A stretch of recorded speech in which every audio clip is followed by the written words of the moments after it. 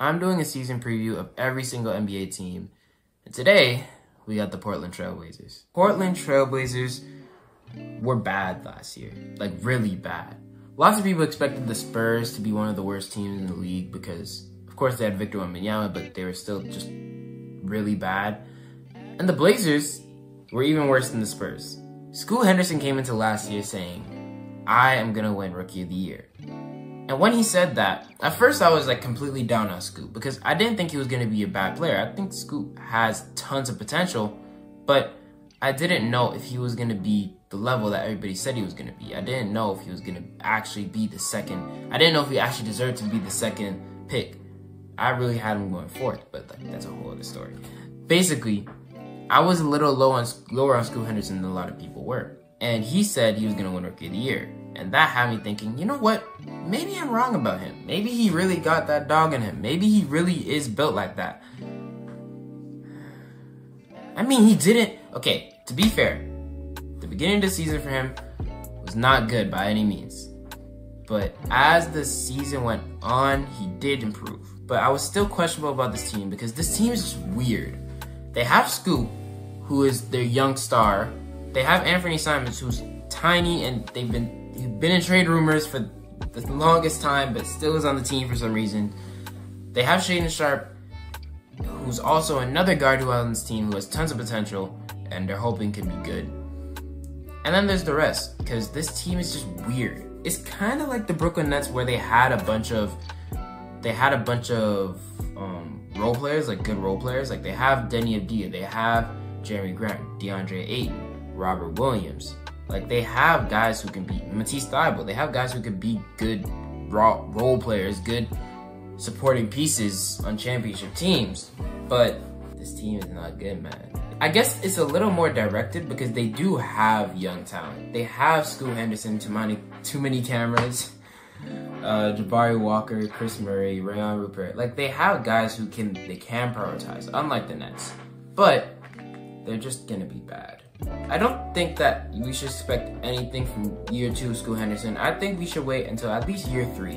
And if in year 3 and year 4 he doesn't do much, then year 5 is like literally like last chance. Clinging on to the hope that he might be good. But if he's not good, then I don't know. I guess every rookie has rookie struggles, and if he's good in second year, I mean, great, because people thought he was going to be really good. People liked Scoot.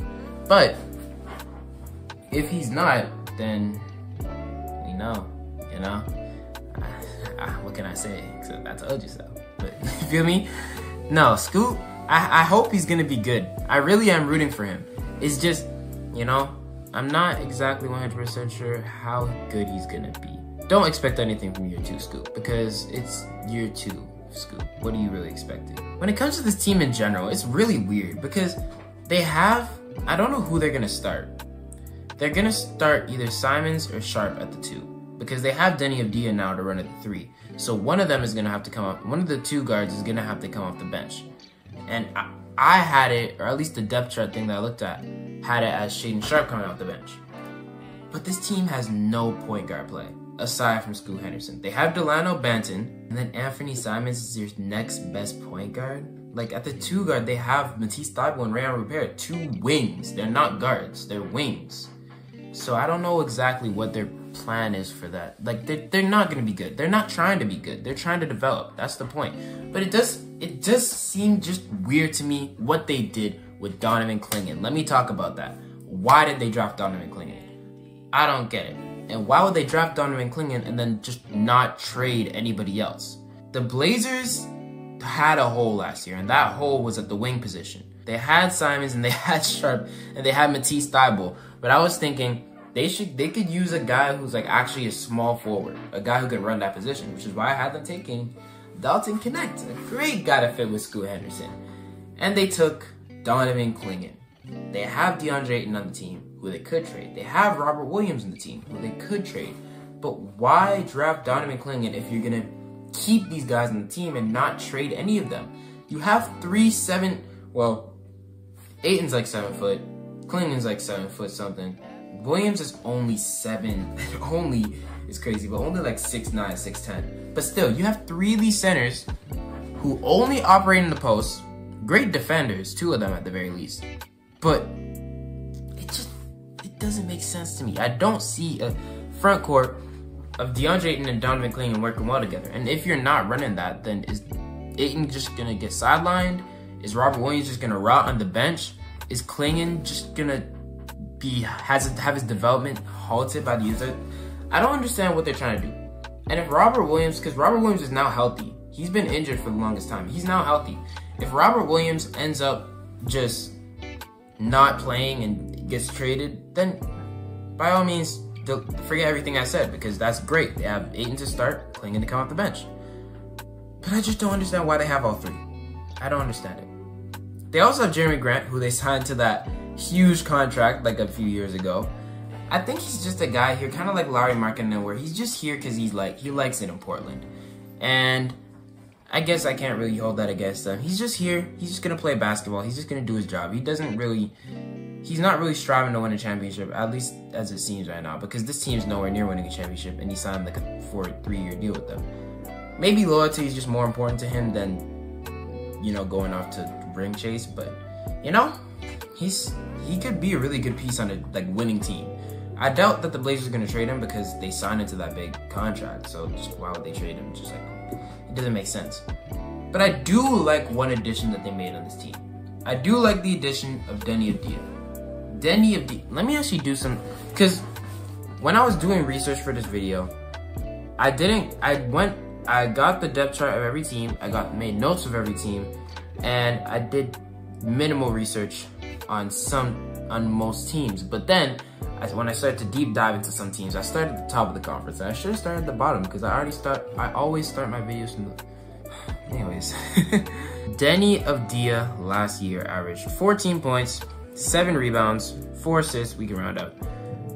50% from the field, 37% from 3, 74% from the free throw line. He is only averaging 3 attempts from 3 per game, but that's not bad. I'm saying, if a guy who's having numbers like that comes and joins Scoot, I don't think it's a bad idea. And Deni Avdija is not old. Deni Avdija is only 23 years old, about to be 24, but still, he's still pretty young.